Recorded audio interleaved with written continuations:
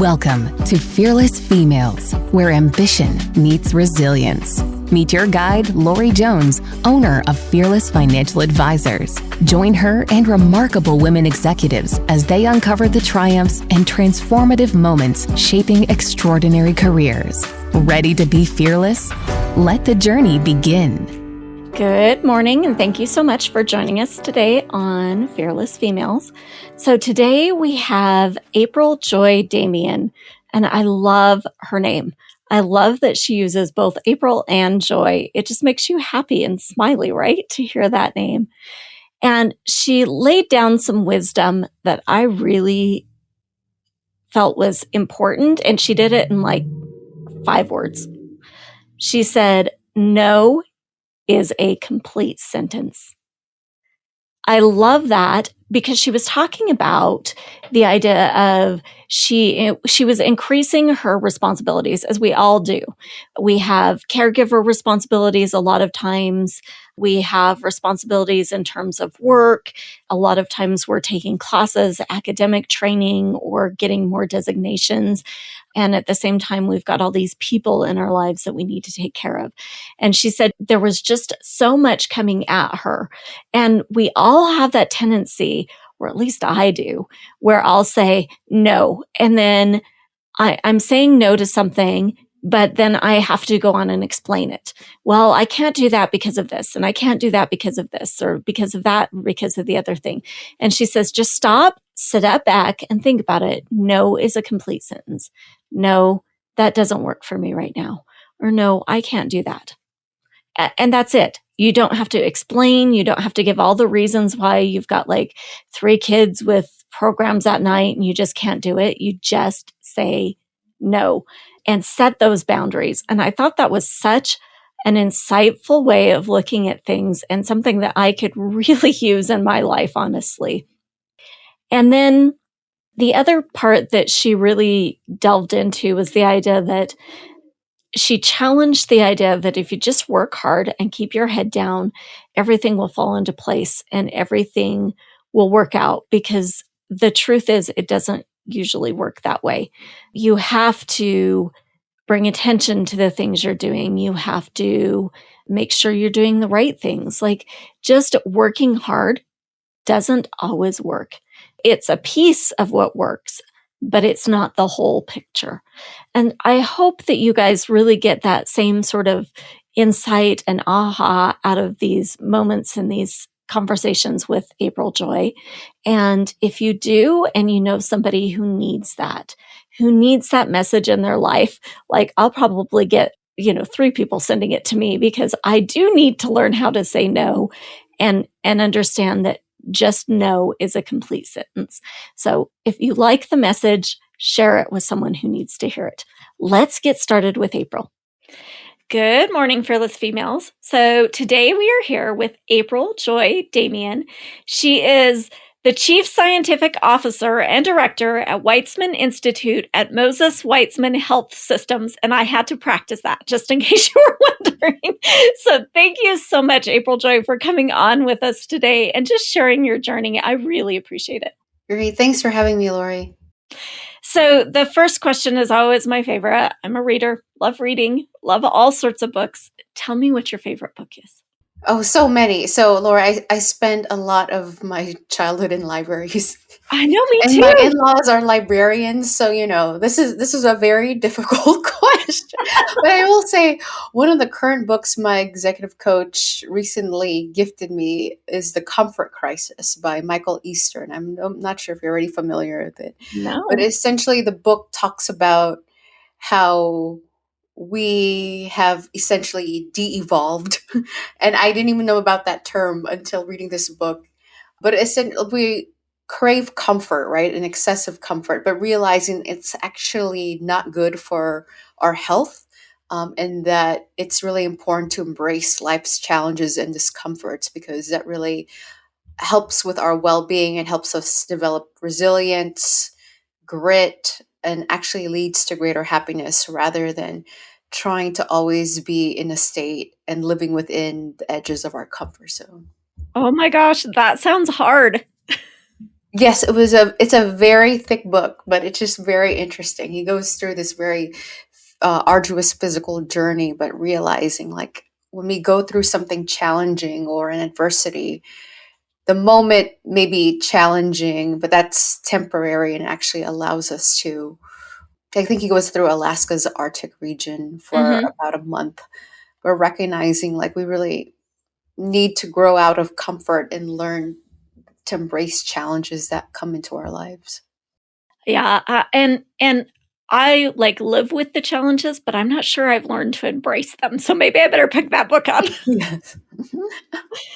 Tell me a little bit about yourself. How did you start on your journey? Did you know what you wanted to be when you were in the library as a young kid, or did you kind of come to that through your life? What do you do now? Like, just tell me a little bit about you. Yes, so Lori, I'm trained as a psych epidemiologist and health services researcher. So I really focus on children's mental health and well being and resilience. So coming at mental health from a strength based approach.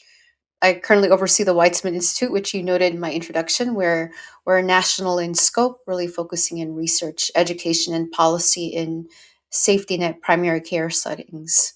I would say what came in my journey. So originally, as a kid, I thought I was going to be a physician. Okay. And I had always been fascinated with the mind and mental well being and recognizing that there are, and seeing it in my own family, of how factors outside of medicine. I knew this as a kid when I talk about lived experience or embodied expertise. This is long before Berkeley, Harvard, or Hopkins, right? It was really recognizing that there are external factors that shape one's mental well being. And I thought at that time as a kid, the best way for me to do that was to become a physician, right? It was Mhm. specifically a child adolescent psychiatrist. In med school, so I was at training at Harvard. My dad had passed away, and I would say that I'm actually going to give a talk about this next week.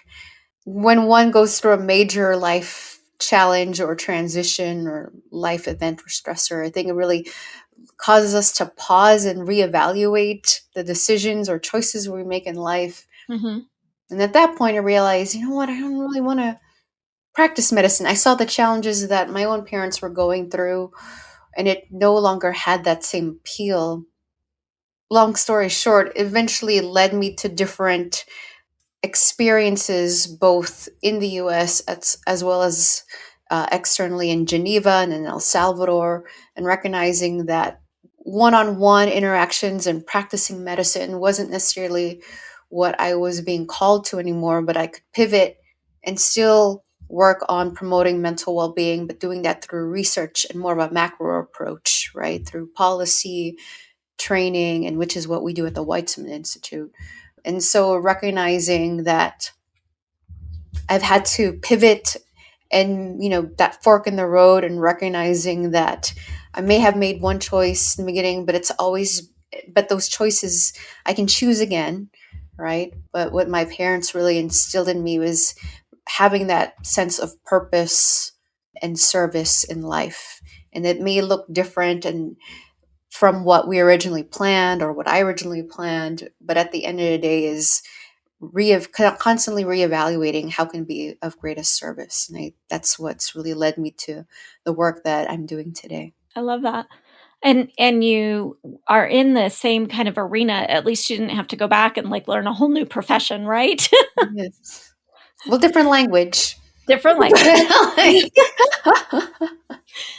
So, April Joy, as you look back kind of along your path, is there something that you can say, oh my gosh, I'm so glad I did that for myself? It just makes a huge difference into who I am today. Is there a really good investment that you made in your journey?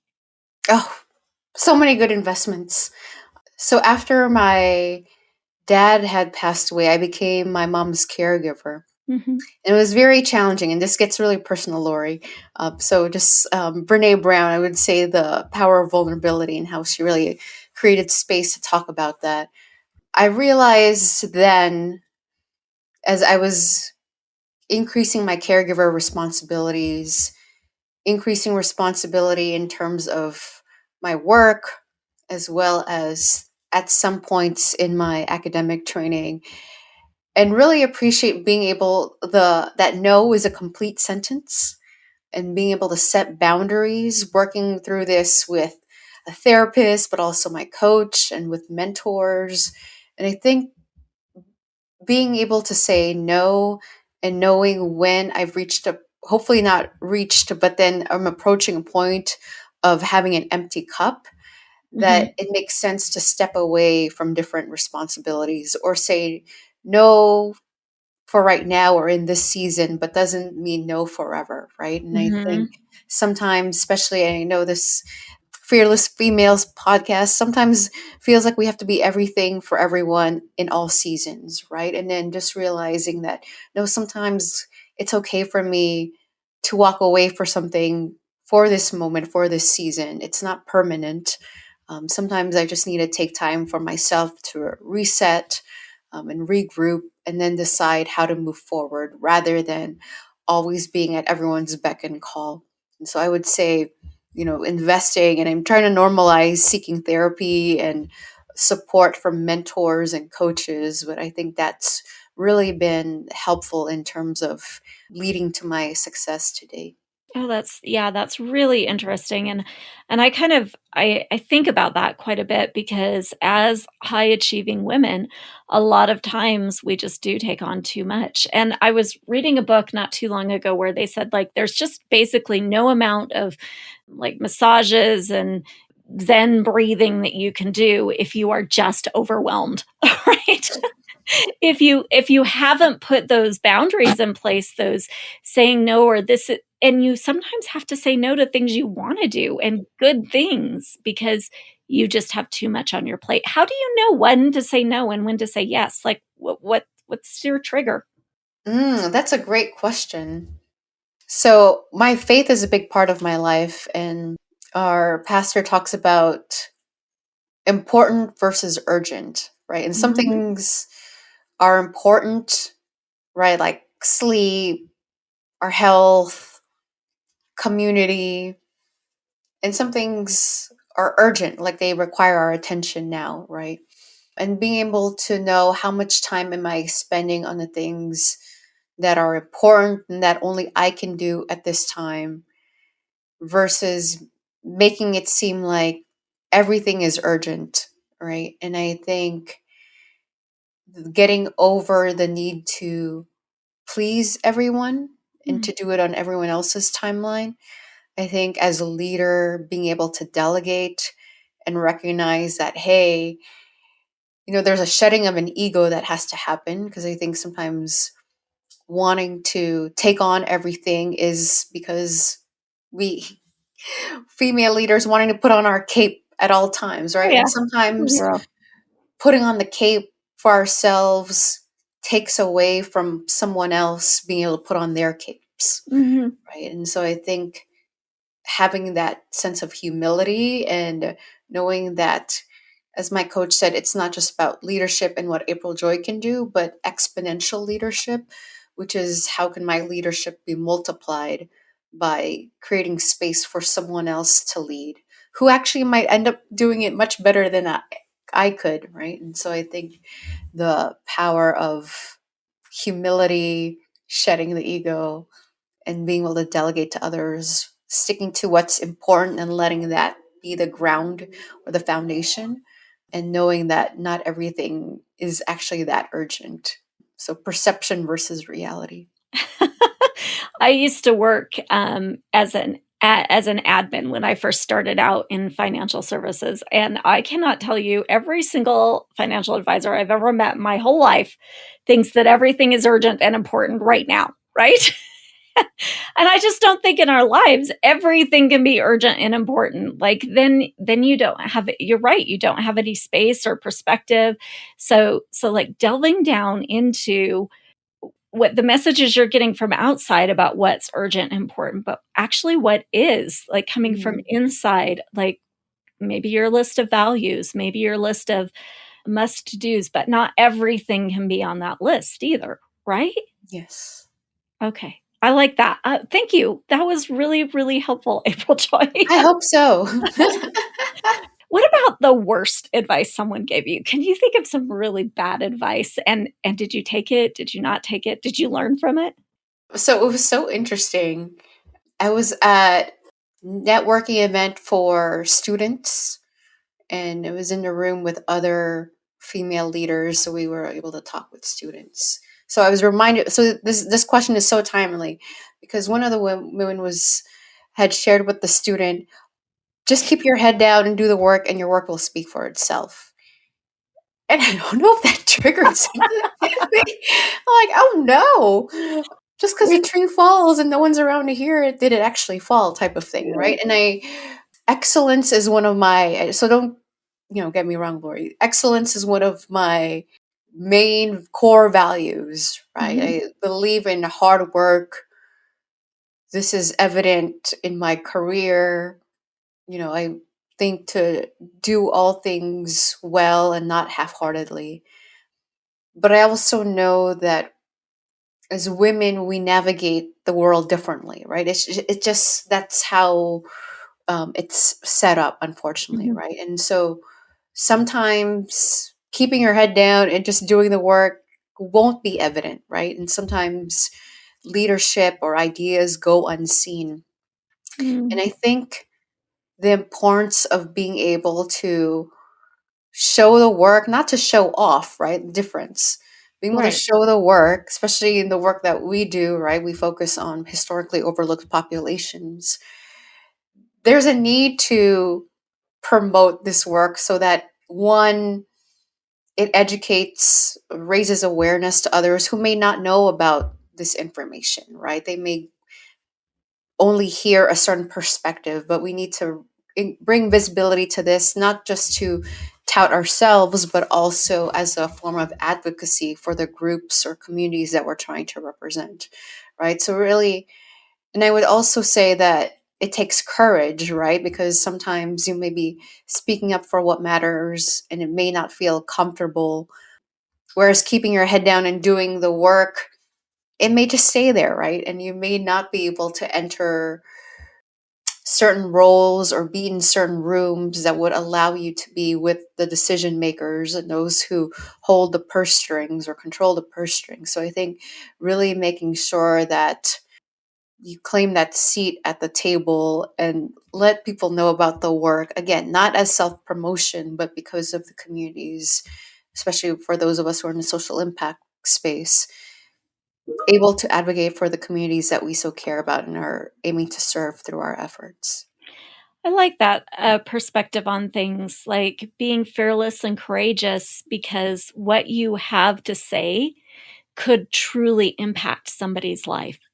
And by remaining silent, you may not be you may be more comfortable, to go back to your book suggestion, but you may not be really bringing that message to the people who need to hear it.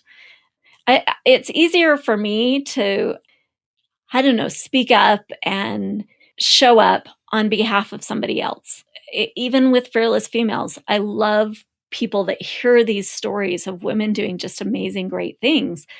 I'm probably not willing to step out of my little introverted shell for other reasons, but to bring the message to the bigger audience, like I can do that. I can be a little bit brave if that's the case. And that's kind of what you're saying, right? It's just is we need to, not only for ourselves, which I will say there is some portion of, like, we need to recognize that we're doing great things too and be proud of ourselves, but for the work that we're doing, don't be silent. Yes. Yeah. Okay, I like that. What about regrets? If you think back, and you may not have regrets per se, but a do-over, like a chance to do something again, is there a situation you can think of where you're like, "Oh my gosh, if I could go back and do that again, I would totally do it differently?" Mm. Oh, such a rich question. Yeah, I think earlier in my career, there are moments when I hesitated because I didn't feel I was ready enough, right? Looking at qualifications, thinking I had to meet every qualification before I stepped forward, right? That imposter syndrome. And looking back, I wish I had trusted myself earlier and taken more risk sooner. Right now, I'm a bit more risk adverse, but I think earlier on, right, like being able to step into some, and I think this goes with the theme of comfort crisis, right?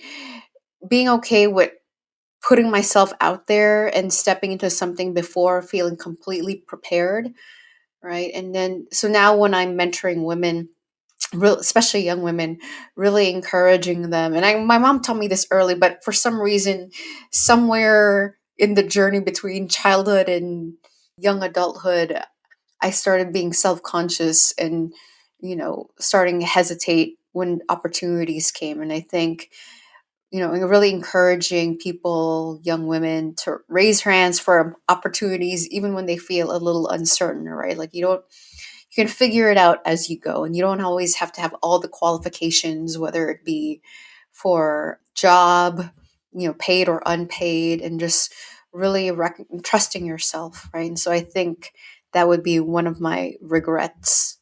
You have so much education and such a wealth of knowledge. And if you didn't feel adequate to, to like take that risk or take that step with everything, all the experience and education that you have behind you, like that there's no hope for the rest of us.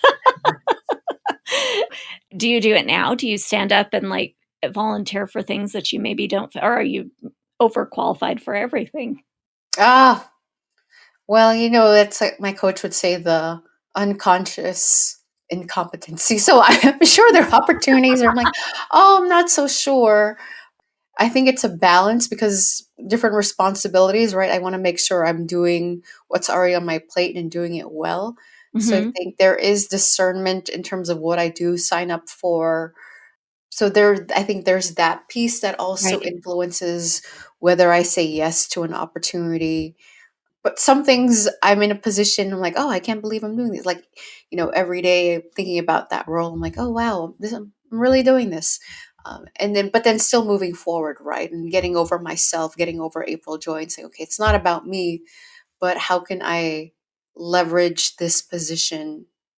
Again, what's my moral compass or my North Star directing me to, right? Mm-hmm. So I think thinking of it's bigger than April Joy, it's a larger purpose and mission that I'm supposed to be serving. So, yes. And I think by mentoring others, and then also talking about it with some of our more early career staff, reinforces, right? Sometimes by teaching or sharing that knowledge, it just reinforces it for myself. Mm-hmm. And so it's like our pastor said, I don't share a message that I didn't need to hear. I haven't had to hear first, right? And Yeah. so how do I reinforce by sharing those words of wisdom or lessons learned with others? Mm-hmm. And I agree with that entirely. I find that a lot of times as I'm teaching or mentoring, I'm seeing things. First of all, it helps me feel like, well, I actually do know something. Like all through this whole journey, I've really learned a lot to be able to share. And secondly, there are still things left for me to learn. Like I can still, as I'm teaching, I can still learn from their experience as well. And I love that. I love that. So if you could high five yourself for one really great past financial decision, which is near and dear to my heart, what would that be? Oh, yeah, I would say, obviously, you see how much education I've gone through. That was largely covered by scholarships, but I think also investing in experiences that expanded my worldview, right? Like, so Mhm. I'm Filipino and Spanish by background. I've traveled to different countries, and and I've been also paid out of pocket for different leadership programs and professional networks. And I think those different investments, right, whether it be traveling, leadership, professional networks, really opened doors and relationships that shaped not only my career, but also how I navigate life, right? Like I think for me to say silo or separate my professional from my personal growth, I think is an artificial divide, in that these different experiences have really allowed me to see myself differently, approach my work differently. I think it's really enriched how I approach my work as well as my relationships, professional and personal. I know often in financial decisions, it's talking about saving or spending, and I think that's oversimplifying it. But I think there's also being able to invest in oneself so that you're positioning yourself for opportunity, which may actually lead to greater savings down the line, right? Yeah.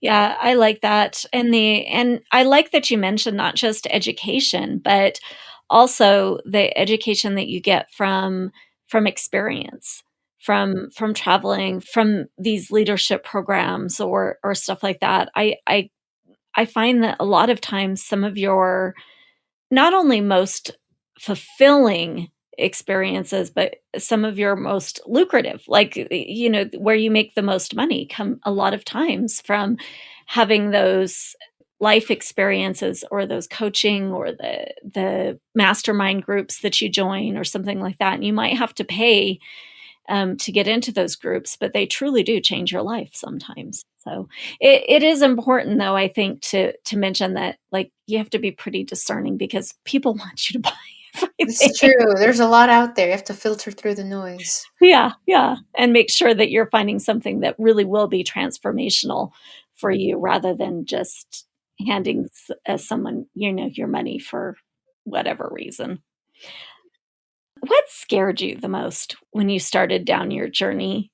Is there anything that was scary, and does it still scare you today? Oh yeah, plenty. No, like, yeah, I mean, again, going back, I guess that theme of comfort, right? I think it Yeah. was being scared and uncomfortable.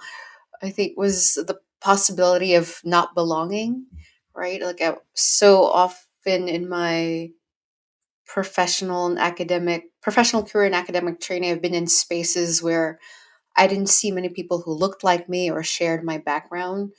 I There would be doubt of like, do I belong here? Is this where I'm supposed to be? But again, a mentor sharing, don't have the focus be on you, right? Like, Mhm. but how asking instead of saying, do I belong here? Did they make a mistake inviting me into this space? Really asking, how do I help make this space um, or create a larger space so that I may be the first, but not the only, right? So that there Mhm. may be space for others who come after me. How do I reach across the aisle and see that we actually have more in common than we do have differences, right? Like it might be superficial differences, but then we may have more in common than physically it may appear, right? And so I think being sometimes the only fill in the blank in a room can be scary, right? Like thinking that Yeah. there's not a sense of community or I don't belong in this space. But it's also can be challenging because, or it can also be rewarding when I'm able to create more space for others who come after me, but also recognize opportunities for connection with someone who may otherwise seem very different from me. Yeah. So I think that shift from self doubt to responsibility has been incredibly empowering. Hmm, I like that idea.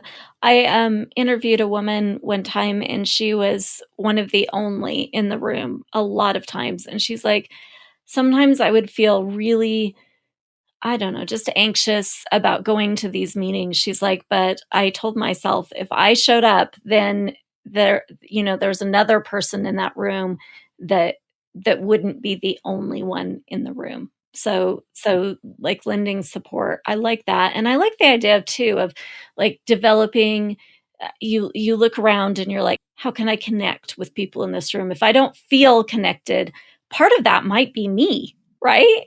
So Mhm. so how do I reach out and find that connection? That's a scary step to take. I think that your book suggestion at the beginning of this episode was probably transformational, like the idea of not being comfortable. We've talked about it over and over throughout this interview. Yes. That was such a great question. And so I was like, oh, so many books, but here's what's on my mind right now in this season. Yeah. Did you face any unique challenges through your journey because you were a woman? I'm like, absolutely, Lorie. I know. That's why I was like, did or do, past tense, present tense. Yeah. Yeah, I would say, especially being a woman in leadership, right? That need to balance, and this may be a generalization that I will say for myself, right? But I think it is being a woman and seeing it also in my own family and my own communities of balancing professional ambition with caregiving responsibility. So I mentioned in the beginning, Lorie, that I'm my mom's sole caregiver, right? There's societal and cultural expectations. There's also the pressure to constantly prove competence, right? This goes back to that seeing the job description and then saying, oh, I don't meet one of the 20 qualifications. Maybe I shouldn't apply, right? Mhm. And so I think having to navigate those different challenges. But I would say that I'm trying to be the eternal optimist, right? That those experiences that I continue to have, not just in the past, so I continue to face unique challenges, also builds resilience, I think empathy, right? Being able to understand other people, other women. Mhm. I think it's been incredibly valuable. And it's also shaped how I mentor others and prepare other young women who are coming up in the field. In what way? Like, tell me a little bit about that. Like, how does your experience then determine how you mentor or how you teach? Yeah, so growing up, I didn't really, I had my, I probably did this to myself, Laura, because I didn't know any better. But I had my female mentors who were very professionally driven in this section of my life. I had the women who are probably more in my personal spiritual growth on this side. And I would only ask certain questions of these mentors separate from mentors I put in another box, Mhm. right? Not really being able to, and in research in my doctoral program, we talk about asking the right questions. Like it doesn't matter what discipline, whether it be astrophysics, public health, which is what I'm trained in, sociology, right? Like doctoral training programs teach you how to ask the right questions. And I don't think I asked the right questions, or I thought I could only ask my professional mentors professional questions. And I could only ask my personal mentors personal questions, not the professional, right? I had that clear divide.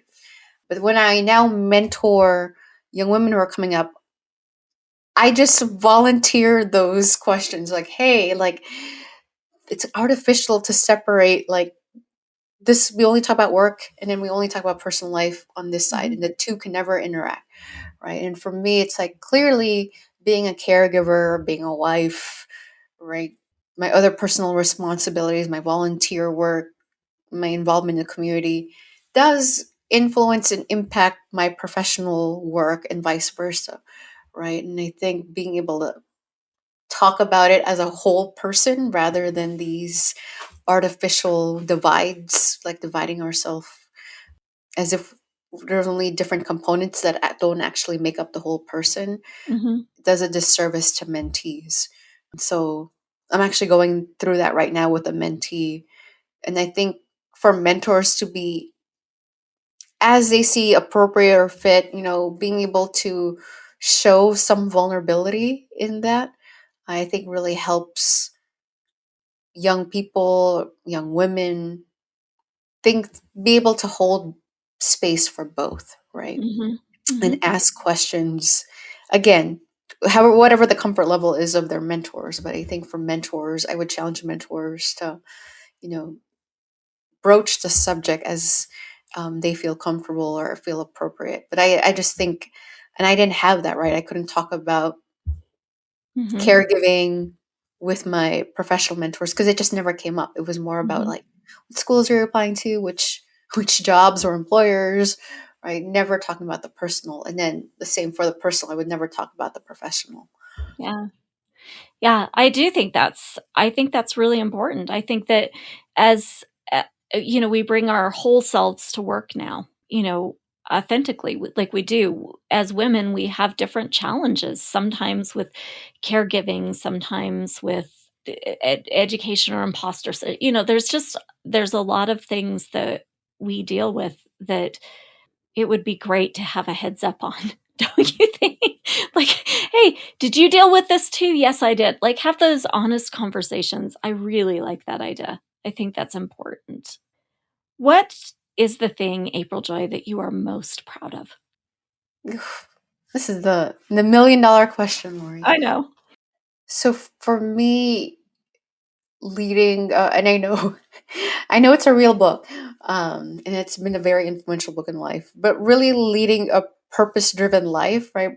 Connecting my life, the work I do, the choices I make, even like in the service that I do outside of my formal titles, connecting it back to my why and my purpose for being on this earth, right? Like Mm-hmm. very discerning of like what are the unique God-given skills and expertise that I've worked at?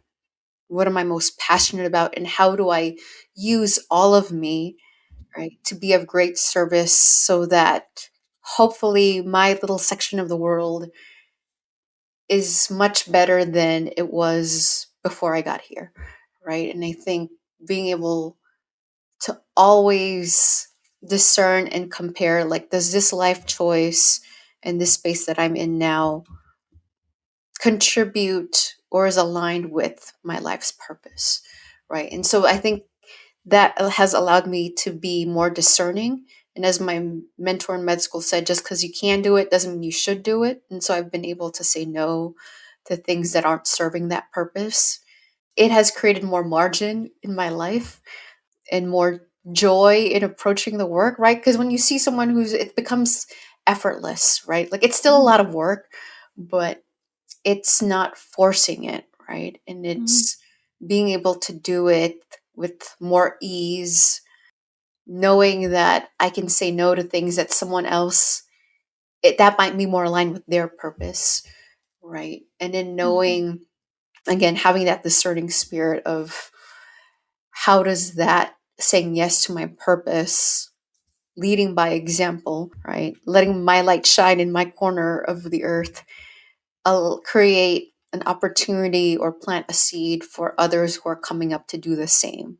Mm-hmm. Right? Because at the end of the day, I remember a fellow Truman scholar had mentioned this. At the end of the day, I have to live with my own life's decisions, Mm-hmm. right? It won't be my mom, it won't be my husband, it won't be my supervisor, even, and my mentors, right? At the end of the day, I have to live with my own decisions, Mm-hmm. right? And so, how do I be honest with myself and say this is where I can be of greatest service and I'm living out my life's purpose. So. I like that. And it probably does help with boundaries, huh?